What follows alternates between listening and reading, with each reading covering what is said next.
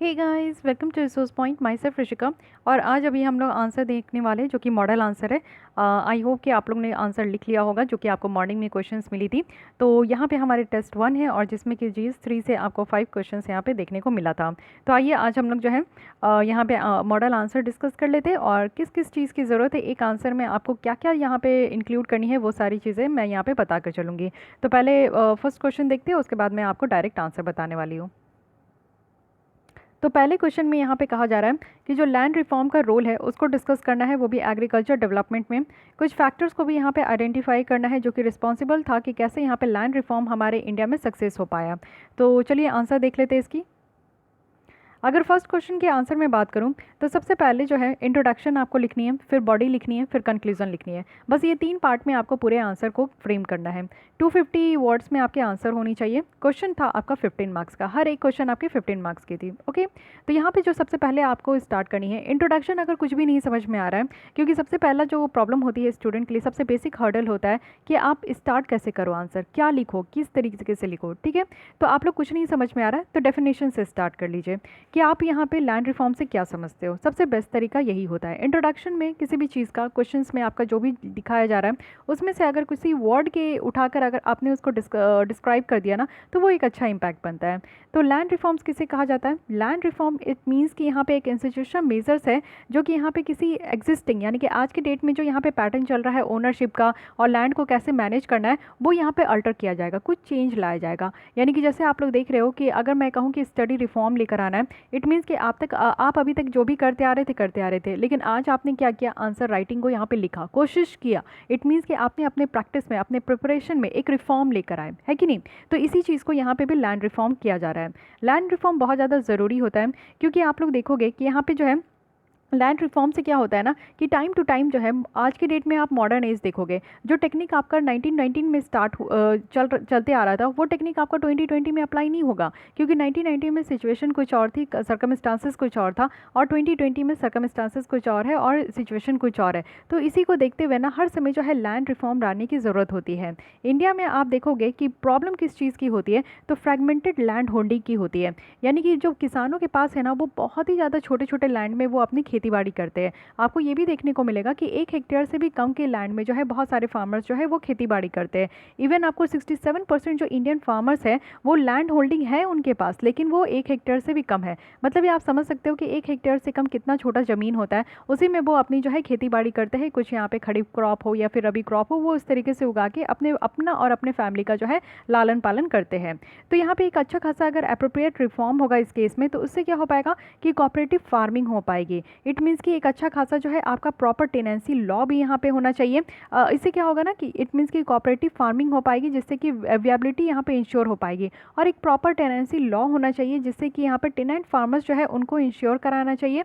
और यहाँ पे लैंड ऑनर जो है ना पूरी तरीके से इस स्कीम के अंदर बेनिफिटेड नहीं हो। यानी कि जो लैंड ऑनर होते हैं जो कि अपने ज़मीन को लीज पे दे देते हैं, तो वहाँ पे कुछ फार्मर्स जो है अपना खेती करते हैं। तो ऐसा नहीं है कि इस तरीके से जो है ना टेनेंट फार्मिंग लॉ रहेगा। तो इससे क्या होगा कि जो टेनेंट फार्मर्स है ना, उनको भी यहाँ पे कानूनी तौर पे हक दिया जाएगा, और साथ ही साथ जो यहाँ पे लैंड ऑनर है उनको भी यहाँ पे हक दिया जाएगा।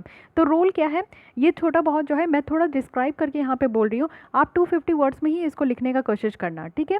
मैं यहाँ पे आपको समझाने का कोशिश कर रही हूँ कि आप क्या क्या लिख सकते हो। तो इसमें क्योंकि आपको पढ़ के ज़्यादा जाना है, वहाँ क्या होता है कि टाइम की कमी होती है और आपके माइंड जो है ना इतना ज़्यादा प्रेशर में होता है कि समटाइम्स चीज़ें जो है आपके माइंड से स्किप आउट हो जाती है। तो इसलिए ज़्यादा कंटेंट आप पढ़ के जाते हो, ज़्यादा कंटेंट आपके पास रहता है, तो कुछ ना कुछ तो आप लिख के आओगे, ऐसा वाला कॉन्फिडेंस होना चाहिए।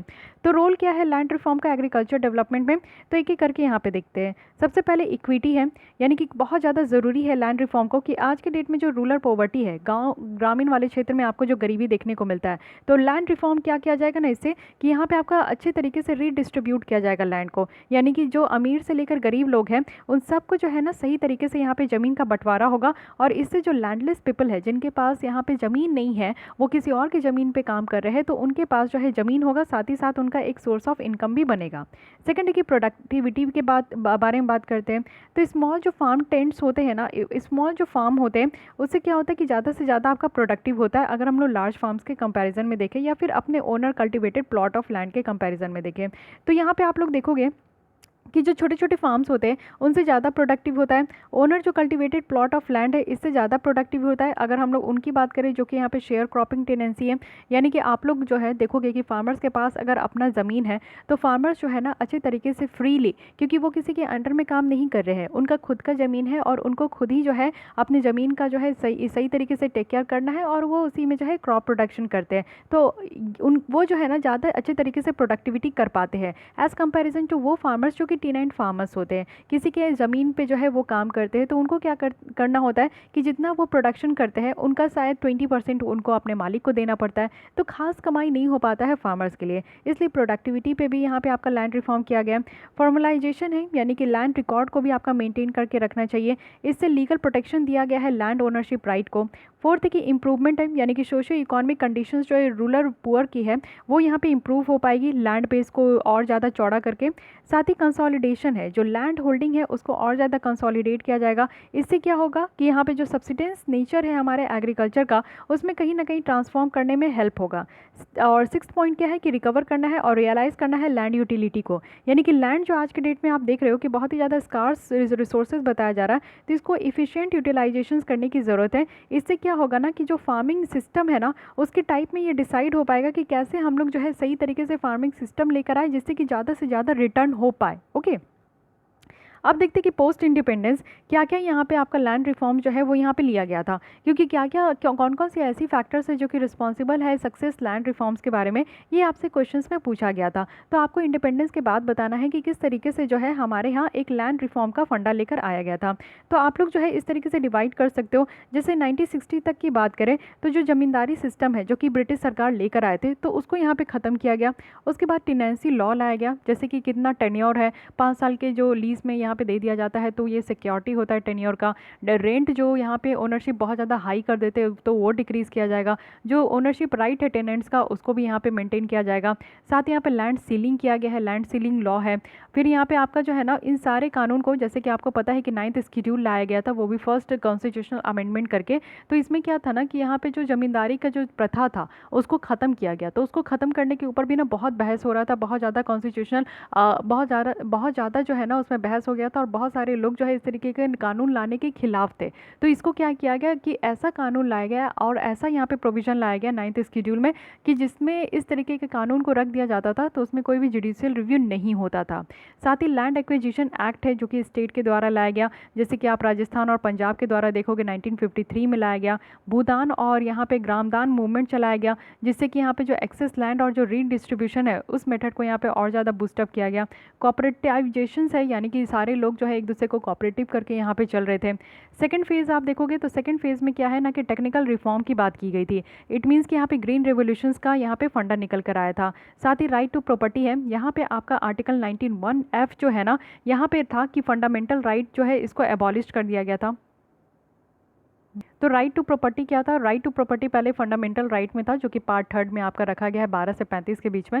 फिर इसको आपका जो है यहाँ से हटाकर आपको 300 आर्टिकल में इसको ऐड कर दिया गया। फैक्टर्स क्या क्या है जिससे कि यहाँ पे आपका जो है लैंड रिफॉर्म सक्सेस हो पाया था? सबसे पहला है कि पॉलिटिकल जो है वो यहाँ पे 9th शेड्यूल को इंसर्ट किए थे कॉन्स्टिट्यूशन में और इससे जो राइट टू प्रॉपर्टी है वो यहाँ पे एबॉलिश किया गया था।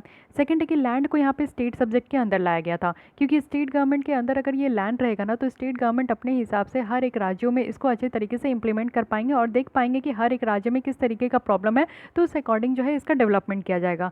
साथ ही लिटरेसी बढ़ाई गई, लोगों में अवेयरनेस बढ़ाया गया कि उनका यहाँ पे ज़मीनी हकदार हो सकता है, उनको कॉन्स्टिट्यूशनल प्रोविजन के बारे में बताया गया। फिर बहुत सारे एनजीओ निकल कर आए, कॉपरेटिव्स निकल कर आए जो कि किसानों को बहुत ज़्यादा हेल्प किया और उनको इस तरीके के कानून के साथ जो है अवेयर भी कराए और इस कानून से उनको बेनिफिट भी दिलाए। साथ ही हाई यील्ड वैरायटी सीड्स यहाँ पे निकल कर आए। इनऑर्गेनिक फर्टिलाइजर है, सब्सिडीज़ है जो कि डीजल और इलेक्ट्रिसिटी में देने की बात की गई, जिससे कि यहाँ पे आपका ग्रीन रेवोल्यूशन के टाइम में जो है प्रोडक्टिविटी और ज़्यादा इंक्रीज़ हुआ था।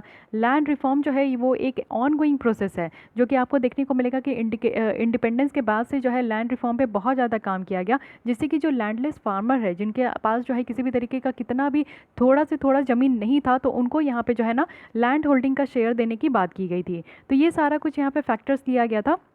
जिससे कि ये देखने को मिला कि काफ़ी ज़्यादा लैंड रिफॉर्म जो है सक्सेस हो पाया। Okay, coming to the second question हमारा क्या है। सेकंड क्वेश्चन में आप देखोगे कि जो इनोवेशन की कमी के कारण जो एग्रीकल्चर की प्रोडक्टिविटी है वो आज की भी डेट में इंडिया में स्टैगनेंट है। तो आपको बताना है कुछ रिसेंट ई टेक्नोलॉजी के बारे में, जिससे कि हमारी फार्मिंग में जो है ना फार्मिंग सिस्टम और ज़्यादा प्रोडक्टिव हो सके। समझ गए? तो यहाँ पे आपको पूरी तरीके से बताना है ई टेक्नोलॉजी के बारे में। तो देख लेते हैं यहाँ पे क्या क्या आपको आंसर लिखना है। इसमें अगेन आपको बॉडी, इंट्रोडक्शन, बॉडी और कंक्लूजन लिखना है। इंट्रोडक्शंस में आप क्या कर सकते हो, जैसे कि आपको यहाँ पे कुछ भी नहीं समझ में आ रहा है तो कुछ डेटा आप लोग इंक्लूड करने का कोशिश कीजिए। जैसे कि आप लोग यहाँ पे देख सकते हो कि एग्रीकल्चर में आपको देखने को मिलेगा कि इंडिया की जीडीपी का कितना भाग है, तो सिर्फ 14% पार्ट है और ये कंट्रीब्यूट करता है nearly half of the all job. क्योंकि आप लोगों को पता है कि मोर जो यहाँ पे आपके रूरल पीपल्स है वो ज़्यादा इंगेज होता है एग्रीकल्चर में as compare to urban populations के, और रूरल पॉपुलेशंस आपका ज़्यादा है इंडिया में। तो यानी कि आप लोग को देखने को मिल रहा है कि आधा से ज़्यादा लोग जो है ना उनकी जॉब कहाँ है, तो एग्रीकल्चर सेक्टर में। लेकिन ये इंडिया की जीडीपी में कितना कंट्रीब्यूट करता है, तो सिर्फ 14% कंट्रीब्यूट करता है। अगर हम लोग डिपार्टमेंट ऑफ एग्रीकल्चर के हिसाब से देखें तो जो यहाँ पे फार्म मैकेनाइजेशन है ये काफ़ी पुअर है, और ये देखने को मिला है कि एनुअल ग्रोथ जो एक डिकेड में यानी कि 2001 से 2010 के बीच में देखे तो यहाँ पे मैकेनाइजेशन जो एग्रीकल्चर में है वो सिर्फ 2% तक ही यहाँ पे आपका बढ़ पाया। तो बहुत ही ज़्यादा पुअर कंडीशन है। इसका मतलब क्या है कि हम लोग इंट्रोडक्शन में ये चीज़ दिखा दिए कि हमारे कंट्री में मैकेनाइजेशन नहीं हो रहा है, यानी कि हमारे यहाँ टेक्नोलॉजी इस्तेमाल नहीं किया जा रहा है एग्रीकल्चर में, जिससे कि हमारा ग्रोथ ज़्यादा से ज़्यादा नहीं हो पा रहा है। तो इसी को आप लोग कंटिन्यू कीजिए और उसके बाद आप लोग बताइए कि एग्रीकल्चर में आज की डेट में मल्टीपल चैलेंजेस यहाँ पे फेस किया जा रहा है, तो किस तरीके से यहाँ पे प्रॉब्लम है, तभी तो हम लोग ई टेक्नोलॉजी का यहाँ पे सॉल्यूशंस के हिसाब से आपका यहाँ पे यहाँ पे जो है ना ई टेक्नोलॉजी को एक सॉल्यूशंस के तौर पर हम लोग बताएंगे। तो पहले चैलेंजेस बताइए। सबसे पहला क्या है ना कि हम लोग डिपेंडेंस है किस में है, मानसून में। जैसे कि अभी आप लोग देख रहे हो कि मानसून आ गई है, तो मानसून के ऊपर जो है हमारी पूरा इंडिया की जो एग्रीकल्चर है वो डिपेंडेंट है। मानसून आती है, बारिश अच्छी आती है, तो काफ़ी जगहों पे जो है पूरे ऑल ओवर द इंडिया में खेती बहुत ज़्यादा अच्छा होता है। सेकंड है कि हमारे यहाँ पॉपुलेशन बढ़ती जा रही है, वर्ल्ड की सेकंड मोस्ट पॉपुलस कंट्री है हम लोग, और लैंसेट रिपोर्ट के हिसाब से ये भी बताया गया है कि 2027 तक जो है हम लोग वर्ल्ड की मोस्ट पॉपुलस कंट्रीज़ बन जाएंगे। इट मीन्स कि इतने सारे लोग हैं, उनको इतना ज़्यादा फीड करना है, इतना ज़्यादा जो है फूड सिक्योरिटी की डिमांड है। उसके बाद हमारी जो प्रोडक्टिविटी है वो इतना ज़्यादा नहीं है और ज़्यादा कम हो गया है, क्योंकि आप लोग देखते हो कि मोनोक्रॉपिंग है, यानी कि एक ही क्रॉप को जो है हम लोग अलट पलट करके लगाते हैं और फर्टिलाइजर्स का बहुत ज़्यादा इस्तेमाल करते हैं, जिससे कि जो है इनोवेटिव सॉल्यूशंस जो है ना वो आज की डेट में जो है एक आपको डिमांड देखने को मिलेगा। तो इसमें दो एस्पेक्ट है। सबसे पहला है कि लो एवरेज प्रोडक्टिविटी है, यानी कि नेशनल लेवल पे हमारी जो प्रोडक्टिविटी है वो बहुत ही ज़्यादा एवरेज है, हाई वेरिएशन देखने को मिलेगा रीजनली में। उसके बाद ये सारी जो है चैलेंजेस है, जो मेन चैलेंजेस है, आप और भी चैलेंजेस इसमें इंक्लूड कर सकते हो। ज़रूरी नहीं है कि मैं जो यहाँ पे बता रही हूँ बस आपके आंसर में वही होना चाहिए। मैं यहाँ पे आपको मॉडल आंसर दे रही हूँ, एक परफेक्ट आंसर नहीं दे रही हूँ। कहने का मतलब है कि अगर आपको नहीं समझ में आ रहा है तो इतना तो आपके आंसर में होना ही चाहिए, लेकिन अब अगर आप और भी पॉइंट इंक्लूड कर सकते हो, लेकिन हाँ वर्ड लिमिट में रहते हुए। 250 वर्ड्स की ये है और 15 मार्क्स की ये क्वेश्चन है, तो वर्ड लिमिट में रहते हुए आप फिर भी अपने अपने आप को मैक्सिमाइज दिखाने का कोशिश करो कि आप लोग और भी ज़्यादा पॉइंट्स को, डाइवर्सिटी को, ये सारी तरीके से जो है आप लोग अपने आंसर में इंक्लूड करो। ओके, अब देखते कि ई टेक्नोलॉजी इंटरवेंशंस और फार्म प्रोडक्टिविटी कैसे यहाँ पे आपका जो है हो पाएगा। सबसे पहला आप लोग देखते हो कि ई नैम किया गया है, यानी कि एक ई नैम आपका जो प्लेटफॉर्म है उसको लॉन्च किया गया है, और इसमें जो प्रोड्यूसर है और जो परचेजर है उसको यहाँ पे डायरेक्ट लिंक किया गया, जिससे कि जो कॉन्ट्रैक्ट फार्मिंग है वो अच्छे खासे तरीके से यहाँ पे प्रमोट हो सके। कंपनीज यहाँ पे डायरेक्ट लिंक कर रही है फार्मर से और उनके प्रोडक्शंस के लिए। साथ ही साथ जीपीएस मैपिंग किया जा रहा है। तो आप लोग देख रहे हो कि यहाँ पे प्रमोट किया गया है एग्रो क्लाइमेटिक फार्मिंग और बेटर फील्ड डॉक्यूमेंटेशन, जिससे कि आपका जो फार्म इल्ड में, मॉइस्चर में यहाँ पे आपका जो है ज़्यादा इनपुट प्रोवाइड किया जा रहा है, मैप किया जा रहा है फील्ड जो आपका ड्रेनेज है उसमें। उसके बाद एग्रोपीडिया है। एग्रोपीडिया आपको देखने को मिलेगा कि जो हमारी Indian council of agriculture research है उनके द्वारा ये इनिशिएटिव लाया गया है, जिसमें कि सोशल नेटवर्किंग टेक्नोलॉजी का इस्तेमाल किया जाएगा और एग्रीकल्चर के इन्फॉर्मेशन को जो है ना और ज़्यादा से ज़्यादा स्प्रेड किया जाएगा।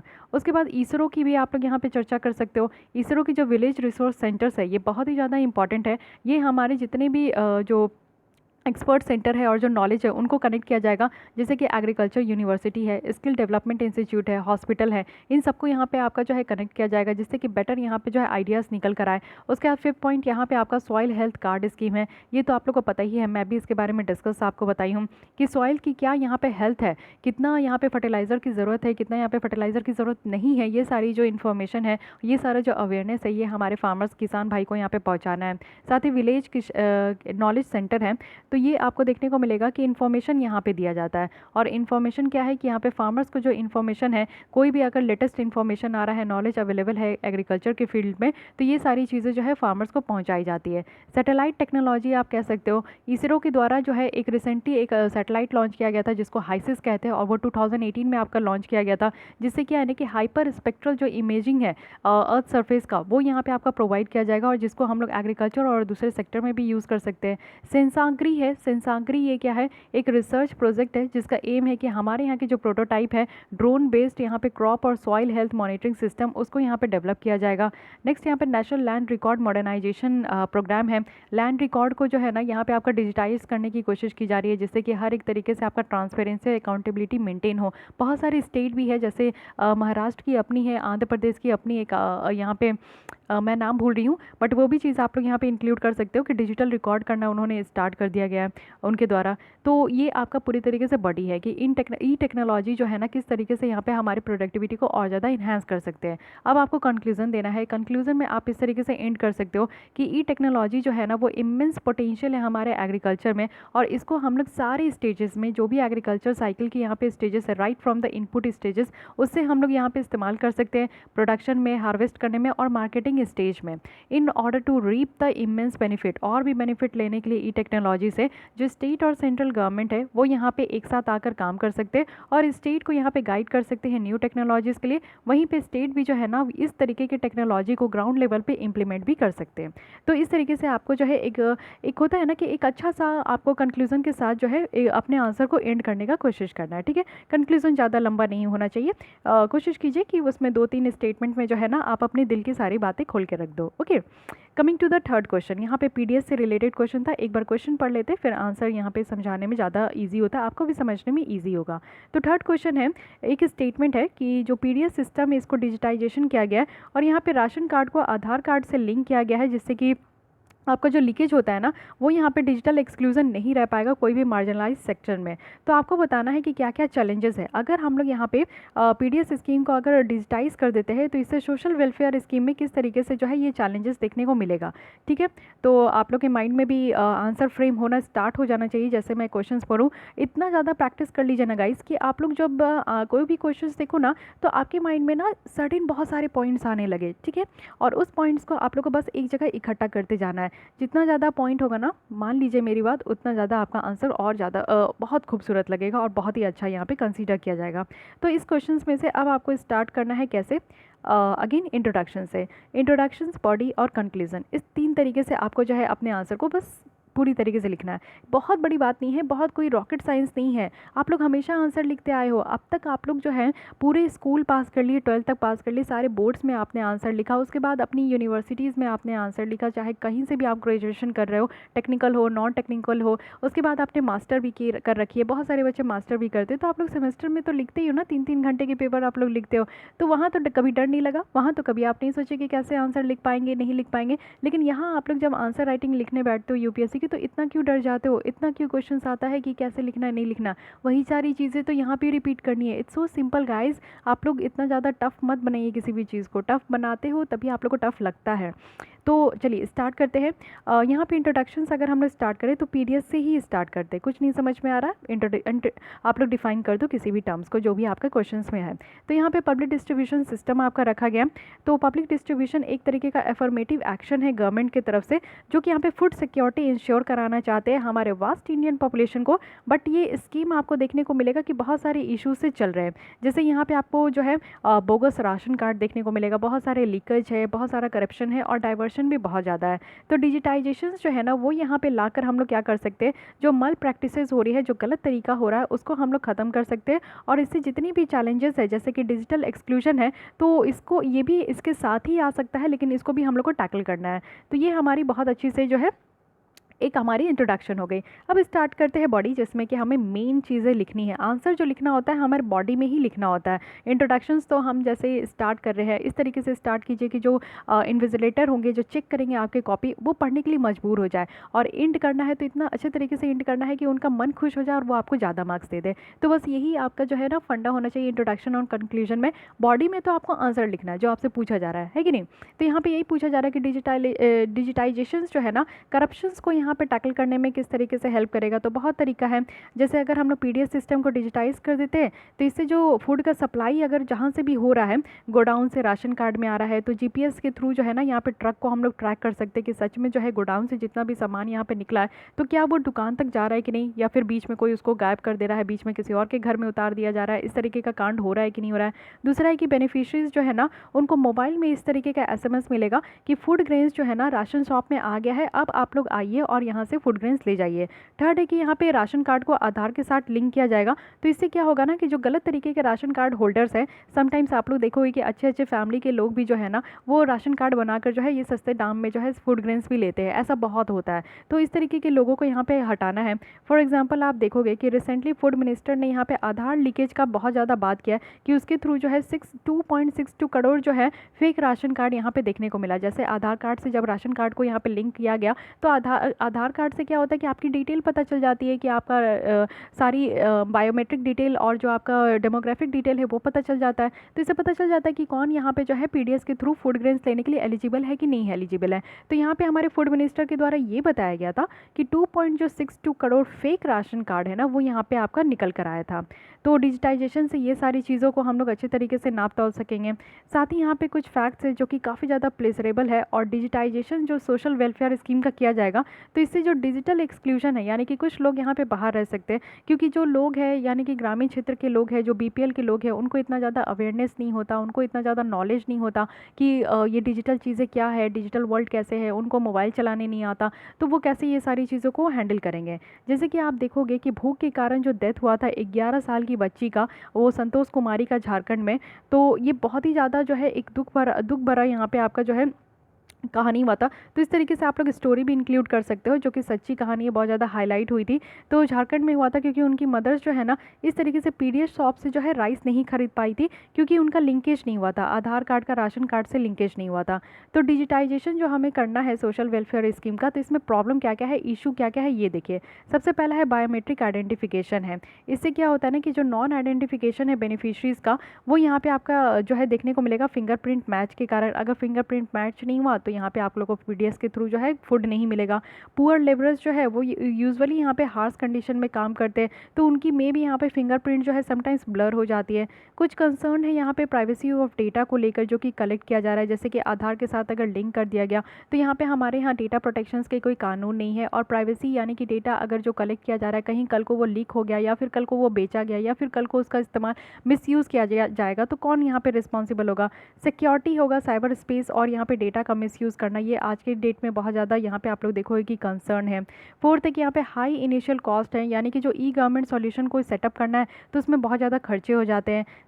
डिजिटल डिवाइड की बात करूँ तो भी एक तरीके का अनदर इशू है जिसको हम लोग को पूरा करना होगा। लैक ऑफ डिजिटल लिटरेसी है। डिजिटल लिटरेसी कहने का मतलब है कि लोगों को यहाँ पे सिखाना है कि आप लोग जो है मोबाइल कैसे यहाँ पे चलाओ, ऑपरेट करो, लैपटॉप कैसे ऑपरेट करो। तो डिजिटल वर्ल्ड के बारे में अगर जाना है तो डिजिटल लिटरेसी भी यहाँ पे लेनी होगी।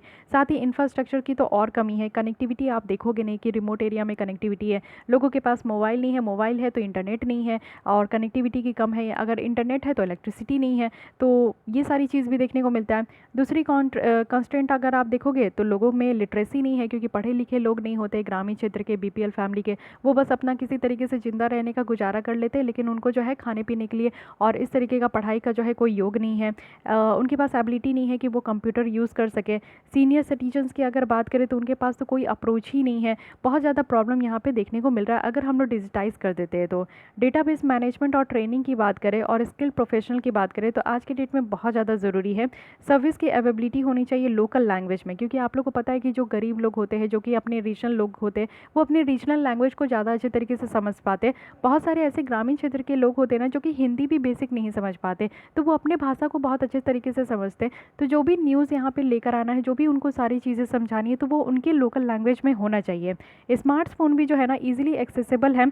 अभी तक जो है बहुत सारे लोगों के पास आप देखोगे तो इजीली एक्सेसिबल है, लेकिन वो कनेक्टेड नहीं है उन सारे सर्विसेज से। तो आउटरीच है कॉमन सर्विस सेंटर का, जो कि अभी तक आपको नहीं देखने को मिलेगा कि यहाँ पे 100% नहीं हो पाया, और इससे जो है ना आपका सिटीजन्स को हेल्प नहीं किया जा रहा है, जो भी यहाँ पे सोशल बेनिफिट स्कीम्स लाया गया है। तो ये आपका एक कंक्लूज़न है। इसके कंक्लूज़न के तौर पर जो है सॉरी कंक्लूज़न यहाँ मैं तो और हूँ। ये आप लोग बता सकते हो लास्ट पॉइंट लिख के। कंक्लूज़न यहाँ है, कंक्लूज़न में ये आप लोग को लिखना है कि जो यहाँ पे हरिड अप्रोच है, यानी कि आप लोग देखते हो कि सरकार अब जो है पूरी तरीके से डिजिटाइज़ करने की बात करते हैं। बहुत ही ज़्यादा यहाँ पे ऐसा दिखने को मिल रहा है कि वो बहुत ज़्यादा रश में है, बहुत जल्दी जल्दी वो काम करना चाहते हैं। तो इससे क्या हो सकता है कि बहुत सारे लोग जो है ना बाहर ही रह जाएंगे, उनको इस तरीके का जो सोशल बेनिफिट यहाँ पे देने की बात की जा रही है डिजिटल वर्ल्ड के थ्रू, वो उनको नहीं प्रोवाइड हो पाएगा। ये जो गैप है इसको पहले सरकार को फिल करना है। डिजिटल एक्सक्लूजन जो है नहीं होना चाहिए। अगर डिजिटल एक्सक्लूजन हो गया तो इससे और ज़्यादा जो है बुरी सिचुएशन आ जाएगी। टेक्निकल ग्लिचेस देखने को मिलेगा, यानी कि बायोमेट्रिक जो बेस्ट आइडेंटिफिकेशन है वो मैच नहीं किया, तो ये आपका जो है ना एक एक्सक्यूज़ बन जाएगा कि लोगों के पास इस तरीके का जो है पीडीएस के थ्रू खाना नहीं पहुंच पाएगा, सर्विस नहीं पहुंच पाएगा। जो यहाँ पे केस है संतोष कुमारी का, जिसमें कि भूख के कारण यहाँ पे बच्ची की यहाँ पे जान चली गई, तो ये नहीं होनी चाहिए। इस तरीके का जो डिप्रिवेशंस आपका जो वर्स्ट सिचुएशन है, इसको हम लोग को कोशिश करना है कि ये रिपीट ना हो। ओके, तो इस तरीके का जब आप कोई बर्निंग इशू को जब आप लोग इंक्लूड करते हो ना, तो इससे आपकी आंसर बहुत ज़्यादा इन्हांस हो जाती है। ओके, तो चलिए अब हम लोग फोर्थ क्वेश्चन देख लेते हैं। एक सेकंड पहले क्वेश्चन पे आते हैं, उसके बाद मैं यहाँ पे आंसर को डील करूँगी। यप, फोर्थ क्वेश्चन बहुत ही सिंपल है। यहाँ पे आपको बताना है कि जो एक्सटेंसिव सर्विस है एग्रीकल्चर सेक्टर में, इसका क्या रोल है और ये कैसे इंप्रूव कर सकते हैं रूरल एरिया के लाइवलीहुड को। तो इसमें आपको बस दो चीज़ें बतानी है कि एग्रीकल्चर सेक्टर्स में जो एक्सटेंसिव सर्विस है उसका क्या रोल है और कैसे ये जो है रूरल एरिया के लोगों का जो रहने सहने का ढंग है, उनकी दिनचर्या है, वो कैसे इंप्रूव हो सकती है, हो रही है, कैसे इंप्रूव हो रही है, तो इसके बारे में डिस्कस करना है। आइए आंसर देख लेते हैं। तो बात करते हैं हम लोग एग्रीकल्चर एक्सटेंशन की। अगेन इंट्रोडक्शन, बॉडी और कंक्लूजन। तो इंट्रोडक्शंस में आप लोग को कुछ नहीं समझ में आ रहा है तो मैं वही बोलूँगी कि एग्रीकल्चर एक्सटेंशन आपका वर्ड दिया गया है, इसको डिस्क्राइब कर दीजिए। एग्रीकल्चर एक्सटेंशन जो है एक तरीके का साइंटिफिक रिसर्च का एप्लीकेशन है, नॉलेज है, जिसमें कि एग्रीकल्चर प्रैक्टिसेस जो है ना वो फार्मर एडुकेशन के थ्रू हो सकता है। जनरली आप देखोगे तो एग्रीकल्चर एक्सटेंशन जो है इसको हम लोग कैसे डिफाइन करते हैं, तो इन्फॉर्मेशन जो भी यहाँ पे फार्मर्स को दिया जाता है। एग्रीकल्चर एक्सटेंशन जिसको कि एग्रीकल्चर एडवाइजरी, टेक्नोलॉजी ट्रांसफ़र और फैसिलिटेशन सर्विस भी कहा जाता है, जो कि काफ़ी अच्छा खासा रोल यहाँ पे प्रोवाइड किया जाता है इनके द्वारा। अब बॉडी में आपको जो है ना जो क्वेश्चंस में पूछा गया है वही आपको बॉडी में लिखना है। क्या है इससे होता है, तो यहाँ पे एग्रीकल्चर की जो प्रोडक्टिविटी है वो और ज़्यादा बढ़ जाती है। फूड सिक्योरिटी यहाँ पे बढ़ जाती है। फूड सिक्योरिटी कहने का मतलब है कि हमारे कंट्री में जितने लोग हैं ना, सबको यहाँ पे 3 वक्त का खाना मिल सके। ठीक है, वैसे तो 4 वक्त ही मैं कहूँगी, लेकिन एटलीस्ट 2 वक्त का खाना यहाँ पे मिल सके। और साथ ही रिसर्च भी होगा लैब से फील्ड में, रिटर्न भी यहाँ पे हो पाएगा। जो भी इन्वेस्टमेंट अगर इस रिसर्च में किया जाएगा तो उससे बेटर यहाँ पे रिटर्न मिल सके। लोगों की जो लाइवलीहुड है वो यहाँ पे इंप्रूव हो रही है। एग्रीकल्चर को प्रमोट करना है जिससे कि हमारी जो पुअर जो इकोनॉमिक ग्रोथ की जो इंजन है वो यहाँ पे प्रमोट हो सके। साथ ही इससे आप देखोगे कि कैसे जो है लोगों की लाइवलीहुड बढ़ रही है। तो इसमें आपको कुछ पॉइंट लिख देना है कि जो एक्सटेंशन सर्विस है ना, इससे आपका क्रिटिकल सपोर्ट यहाँ पे प्रोवाइड किया जा रहा है रूरल प्रोड्यूसर्स को, जिससे कि जो भी यहाँ पे न्यू चैलेंजेस एग्रीकल्चर में निकल कर आ रही है वो उसको टैकल कर पा रहे हैं। साथ ही यहाँ पे ट्रांसफॉर्मेशंस में काफ़ी ज़्यादा सपोर्ट हो पा रहा है ग्लोबल फूड और एग्रीकल्चर सिस्टम में, जैसे कि सुपर मार्केट की बढ़ोतरी हो रही है और इंपॉर्टेंस जो स्टैंडर्ड लेवल और फूड सेफ्टी है वो बढ़ते जा रहा है। इससे क्या है कि नॉन फार्म जो रूरल एम्प्लॉयमेंट है वो बढ़ते जा रहा है, एग्री बिजनेस बढ़ते जा रहा है। साथ ही यहाँ पे हेल्थ चैलेंजेस जो है वो आपको देखने को मिलेगा कि जो रूरल आपकी लाइवलीहुड को अफेक्ट कर रही थी वो भी यहाँ पे इम्पोज हो रहा है। तो इसी तरीके से आपको यहाँ पे जो है कुछ पॉइंट्स को इंक्लूड करना है। ठीक है, साथ ही साथ यहाँ पे आप ये सारी बात आप लिख सकते हो। उसके बाद आप लोग जो है कंक्लूजन में यहाँ लिख सकते हो कि देयरफॉर जो एग्रीकल्चर एक्सटेंशन सर्विस डिलीवरी है ये बूस्टेड होनी चाहिए। वो भी कैसे, तो टाइमली रिक्रूट करके और पीरियोडिक यहाँ पे ट्रेनिंग होनी चाहिए एजेंट की, और यहाँ पे एडुकेट लॉजिस्टिक जो है उसकी प्रोविजन यहाँ पे प्रोवाइड करनी चाहिए। तो इस तरीके से आप लोग एक अच्छा खासा कंक्लूजन लिख कर जो है इस क्वेश्चन को एंड कर सकते हो। तो बहुत ही सिंपल सा क्वेश्चन था, है कि नहीं। आइए फिफ्थ क्वेश्चन में देखते हैं। फिफ्थ क्वेश्चन यहाँ पे कि कोऑपरेटिव मूवमेंट जो इंडिया में था वो स्टार्ट किया गया था जिससे कि जो रूरल क्रेडिट की प्रॉब्लम है उसको डील कर सके। तो किस एक्सटेंट तक इसको अचीव किया गया, इसमें जो भी ऑब्जेक्टिव था वो किस एक्सटेंट तक यहाँ पे पूरा हो पाया है और क्या यहाँ पे मेजर शॉर्टकमिंग है, तो सिंपली आपको डिस्कस करना है। ठीक है, तो चलिए देखते हैं। तो यहाँ पे क्या है कि जो कोऑपरेटिव है वो आपका क्या है, सोशल इकोनॉमिक ऑर्गेनाइजेशन है। यहाँ पे आपको देखने को मिलेगा कि कम्युनिटी सर्विस है जो कि एसेंशियल इथॉस है, और ये आपका जो है ना किसी भी प्रॉफिट मोटिव के लिए नहीं चलाया जाता है। इंडियन की जो कोऑपरेटिव मूवमेंट है वो आपका स्टार्ट किया गया है, और ये किस कानून के तहत, तो कोऑपरेटिव सोसाइटी एक्ट 1904 में स्टार्ट किया गया था। जो इस एक्ट का आपका ऑब्जेक्टिव था ना वो ये था कि यहाँ पे एक कोऑपरेटिव क्रेडिट सोसाइटी यहाँ पे स्टैब्लिश करना है, जिसके थ्रू फार्मर्स को यहाँ पे अनेबल कर सके कि जो भी यहाँ पे मनी लेंडर के टर्म्स में वो फंस जाते हैं यानी कि पैसे लेने के लिए मनी लेंडर्स जो है उनको अपने चंगुल में फंसा लेते हैं, फिर बहुत ज़्यादा एक्सप्लॉइट करते हैं बहुत सारे फार्मर्स को। तो फार्मर्स को अगर लोन वगैरह लेना है अपने सब्सिडी फर्टिलाइज़र्स खरीदने के लिए, सीड्स खरीदने के लिए, तो उनको एक तरीके का जो है ना, इस तरीके का क्रेडिट जो है ना, ये कोऑपरेटिव क्रेडिट सोसाइटी से उनको मिल सके। तो ये एक मेन एम था, मेन ऑब्जेक्टिव था, जो कि यहाँ पे आपका कोऑपरेटिव सोसाइटी लाया गया। अचीवमेंट क्या है कोऑपरेटिव मूवमेंट का, ये बताना है। सबसे पहला है कि जो क्रेडिट कोऑपरेटिव है ना, ये इंस्टीट्यूशनल फिनेंशियल सर्विस भी यहाँ पे ऑफर किया गया था पीपल्स को, जिससे कि वो जो है ना इसको एक्सेस नहीं भी कर सके, otherwise not have access to them. It means कि यहाँ पे जो उनको ऑफर किया गया था, इंस्टीट्यूशनल फिनेंशियल सर्विस भी ऑफर किया गया था। कमर्शियल और जो एग्रीकल्चर बैंक है ना, वो यहाँ पे विलिंगली नहीं थे कि इस तरीके के स्मॉल सेवर्स और बोरोवर्स को वो यहाँ पे सर्विस प्रोवाइड करे, क्योंकि जो अमाउंट यहाँ पे इन्वॉल्व था ना, वो बहुत ज़्यादा मॉडेस्ट था अगर हम लोग यहाँ पे इनकी कॉस्ट के हिसाब से देखें। क्योंकि देखिए बैंक जो है ना हमेशा छोटे फार्मर्स को लोन देने में काफ़ी ज़्यादा हिचकिचाते हैं, क्योंकि उनको पता है कि ये सारे फार्मर्स जो है ना, अगर इनका रिटर्न अच्छा नहीं हुआ, मानसून अच्छी नहीं आई, फसल यहाँ पे प्रोडक्टिविटी अच्छा नहीं हो पाया, तो अल्टीमेटली क्या होगा कि यहाँ पे बैंकों का पैसा गया तेल लेने, है कि नहीं। तो बैंक जो है ना थोड़ा सा यहाँ पे कॉन्स्टेंट होते थे। तो एग्रीकल्चर क्रेडिट अगर आप देखोगे एज परसेंटेज जो यहाँ पे एग्रीकल्चर की जीडीपी का दिया गया है, तो 10% यहाँ पे 1970 में था, इसको बढ़ाकर जो है 2018 में 52% यहाँ पे किया गया है। यानी कि एग्रीकल्चरल क्रेडिट दिया गया है, फार्मर्स को यहाँ पे लोन वगैरह दिया गया है, सीड खरीदने के लिए, फर्टिलाइजर खरीदने के लिए, पेस्टिसाइड्स छिड़काव करने के लिए। तो ये सारी चीज़ भी यहाँ पे हुई है। कॉपरेटिव्स जो है ना, वो अपने वाइड नेटवर्क के थ्रू, जो कि रूरल एरिया में किया जा रहा है, उन्होंने यहाँ पे फार्मर्स के ट्रस्ट को बहुत ज़्यादा विन कर लिया। यानी कि वो जो है फार्मर्स के ट्रस्ट को जीत लिए, क्योंकि मनी लेंडर्स से जो है वो छुटकारा पाके इस तरीके से आसानी से जो है क्रेडिट ले सकते हैं, लोन ले सकते हैं। तो ये बहुत ही ज़्यादा उनको अच्छा लगा। कोऑपरेटिव जो है ना, वो यहाँ पे प्रोवाइड करते हैं फाइनेंशियल इंटरमीडिएशन सर्विस, जो कि लोकल लेवल पे है। और इससे क्या है कि जो मेंबर्स है उनको यहाँ पे सेव किया जाता है कि ट्रांजैक्शंस कॉस्ट को लेकर, और वो यहाँ पे जो है ना अच्छा खासा टाइम भी, जो टाइम ट्रैवलिंग है अर्बन से और रूरल रीजनल सेंटर में, वो भी यहाँ पे स्पेंड करते हैं। तो ये सारी चीज़ें आपको देखने को मिला है कि अचीवमेंट है कोऑपरेटिव मूवमेंट का। लिमिटेड इम्पैक्ट देखने को मिला है, यानी कि जो रूरल क्रेडिट का अवेलेबिलिटी है और जो इसका लिया गया है उसका इम्पैक्ट जो है ज़्यादा नहीं देखने को मिला, लिमिटेड है। क्योंकि आप देखोगे कि इंप्रेसिव ग्रोथ हुआ था फार्मर एग्रीकल्चर क्रेडिट का, बहुत अच्छा हुआ था जब ये लाया गया था। तो अगर हम लोग नाबार्ड की फाइनेंशियल इंक्लूजन सर्वे जो 2016-17 की है, उसके अकॉर्डिंग अगर हम लोग देखें तो बताया जा रहा है कि 72% जो क्रेडिट रिक्वायरमेंट है ना, वो यहाँ पे इंस्टीट्यूशनल सोर्सेज से पूरा किया गया था, और 28% जो है वो नॉन इंस्टीट्यूशनल सोर्सेज से पूरा किया गया था। जो रिच है प्राइमरी एग्रीकल्चर क्रेडिट सोसाइटी का इन टर्म्स ऑफ मेंबरशिप या फिर बोरोवर या फिर एसेस जो कि क्रेडिट का होना चाहिए, ये बहुत कम है। अगर हम लोग एक डेटा के हिसाब से देखें, एनएसएसओ का डेटा जो कि national sample survey organisation household survey है, उनके द्वारा ये एस्टिमेट किया गया था कि सिर्फ 13% जो रूरल हाउस होल्ड है ना, वो यहाँ पे बोरो करते हैं कोऑपरेटिव से और दूसरे इंस्टीट्यूशनल सोर्सेज से। तो ये भी देखने को मिला। अब देखिए एक रिस्क है, यानी कि यहाँ पे आपको देखने को मिलेगा कि रिस्क शेयरिंग है जॉइंट लिएबिलिटी का। तो जितने भी कोऑपरेटिव शेयर के जो यहाँ पे आपके सारे मेंबर्स हैं ना, जितने भी कोऑपरेटिव के यहाँ पे सारे मेंबर्स हैं, वो यहाँ पे जो भी कॉस्ट यहाँ पे उनको दिया जाता है उसको वो शेयर करते हैं। तो जो सोशल कॉस्ट है इंडिविजुअल डिफ़ॉल्ट का, वो भी आपको देखने को मिलेगा। तो ये प्राइवेट कॉस्ट से भी ज़्यादा हो गया था, क्योंकि यहाँ पे कंटिन्यूस और कांस्टेंट नेचुरल कैलेमिटीज़ आपको देखने को मिलता है। तो जो रिकवरी का रेट है ना, वो बहुत ज़्यादा पुअर है। जैसे आप लोग तो यहाँ पे देखते ही हो, कभी हेल्थ स्टॉर्म पड़ गया तो फसल बर्बाद हो गई, कभी साइक्लोन हो गया तो फसल बर्बाद हो गया, कभी हेवी रेनफॉल हो गया तो फसल बर्बाद हो गया, कभी रेनफॉल ही नहीं हुआ तो फसल बर्बाद हो गया। तो एक नेचुरल कैलेमिटीज़ का एक अच्छा खासा साइकिल हमारे इंडिया में चलता है, जिसके कारण बहुत सारा क्रॉप भी बर्बाद होता है। और क्रॉप बर्बाद हो गया तो फिर तो वापस जब फार्मर्स ही उस चीज़ को उतना नहीं कमा पाते हैं, तो वो फिर लोन कैसे वापस कर पाएंगे। लैक ऑफ इंफ्रास्ट्रक्चर है कोऑपरेटिव में, ये सबसे बड़ी प्रॉब्लम है। आई थिंक इसको पहले लिखना चाहिए, ओके। जैसे building, technical infrastructure, staff, fund और कंप्यूटर फैसिलिटी, ये सारी चीज़ों की कमी बहुत ज़्यादा देखने को मिली।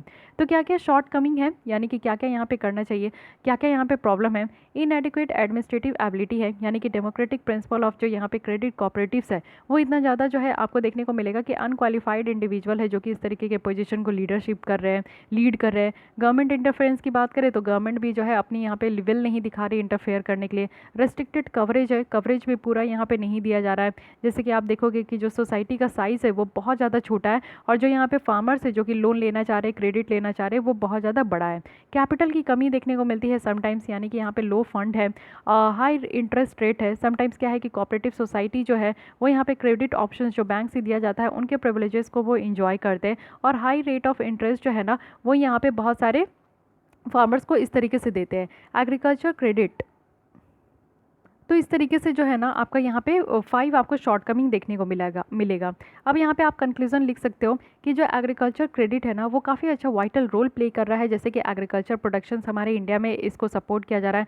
तो जो आउटरीच है और जो अमाउंट ऑफ एग्रीकल्चर क्रेडिट है ये आपका ओवर द ईयर आप देखोगे कि इंक्रीज़ होते जा रहा है, और इससे वीकनेसेस देखने को मिल रहा है, बहुत ज़्यादा कमज़ोर हो गया है, जिसके थ्रू हमारे इंस्टीट्यूशन की जो सस्टेनेबिलिटी और जो विएबिलिटी है वो कहीं ना कहीं अफेक्ट हो रही है।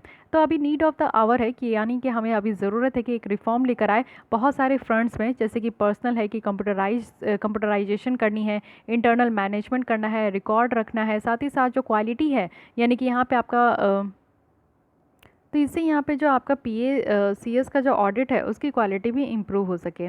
PACS का कहने का मतलब कि प्राइमरी एग्रीकल्चर क्रेडिट सिस्टम को यहाँ पे जो है इसकी ऑडिट होती रहती है, टाइम टू टाइम देखा जाता है कि कितना सही सही इस काम कर रही कि नहीं कर रही है, तो इसकी भी क्वालिटी को यहाँ पे इम्प्रूव करना चाहिए। तो इस तरीके से आप एक बेटर कंक्लूजन लिखकर जो है अपने आंसर को एक अच्छी मोड में एंड कर सकते हो। ओके, तो गाइस यहाँ पे हमारी ये 5 क्वेश्चन के आंसर जो है मॉडल आंसर मैं आपको प्रोवाइड कर दी हूँ। तो ऐसा नहीं है, आप लोग प्लीज़, मैं फिर से कह रही हूँ कि स्टिक मत होइएगा कि इतने ही आंसर आप लोग को लिखनी है। अगर आपने आंसर नहीं भी लिखा है, अगर आपको नहीं भी समझ में आ रहा है, तो आप यहाँ से जो है देखकर मेरे आंसर को यहाँ पे सुनकर जो है फिर से आप कोशिश कर सकते हो। कोशिश कीजिए, कोशिश करने वालों की कभी हार नहीं होती, एक दिन आप लोग भी अच्छा आंसर लिखने लगोगे। और बस आज के लिए बस इतना ही। फिर नेक्स्ट आपको क्वेश्चन जो है मंडे को वेंसडे को मिलेगी, तो उसके लिए भी आप लोग रेडी रहिए। सुबह में आपको इसी तरीके से क्वेश्चन मिलेगा और शाम में आपको मॉडल आंसर मिल जाएगी। तो 3 सेट आपको ऐसे ही मिलेगी।